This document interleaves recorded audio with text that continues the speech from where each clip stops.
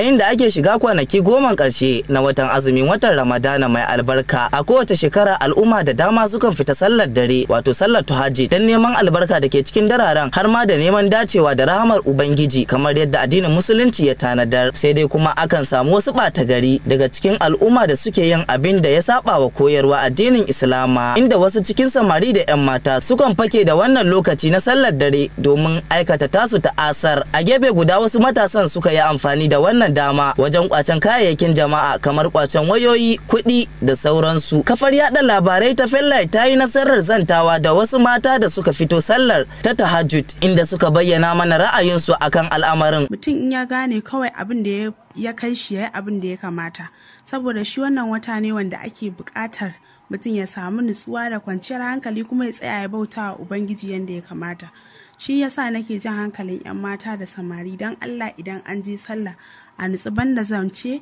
ko a dinga waya, ka nemi duk wata sa'a ta rayuwa, ka nemi Ubangiji ya 'yanta ka a wannan wata. Su ma takwarorin nasu samari sun ce da yawa daga cikin matasan ba sa mai da hankali akan sallar ta tahajjud, sun fi bawa wayoyi mahimmanci fiye da sallar. Wai sun je sallah sai su samu waje su zauna su ta chatin da abokanansu, wani kuma in ya je ma abun kunya, wai kai da ka baro gida ka zo yin bautar Ubangiji, me ya kai ka samu waje ka kwanta kana bacci. Wani daga cikin iyayen matasa na wannan jiha ta Kano, Malam Mujibu Awal Adam, ya ce laifin na iyaye ne, ya zama wajibi akan kowane uba ko miji ya sa matarsa a gaba wajen gudanar da sallar daren ko kuma a yi ta a gida. So idan muka kalla dai za mu ga cewa abin zai tafi a haka, to musamman dai su 'yan mata su zauna a cikin gidajensu su bauta wa Allah, ya fi su fita su je su wannan abubuwan wanda za a iya samu wata ta fita ne ma asali saboda Allah, amma kuma akwai sharri na ƙawaye da abokanai na banza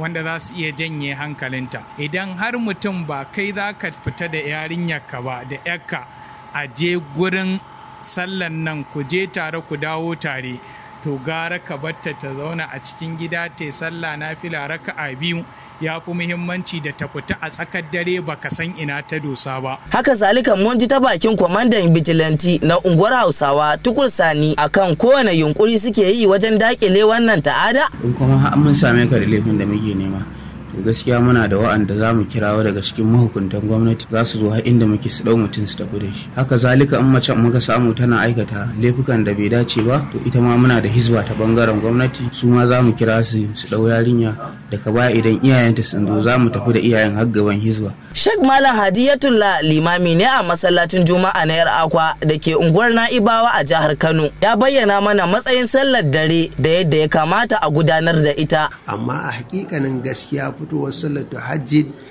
ita sunna ce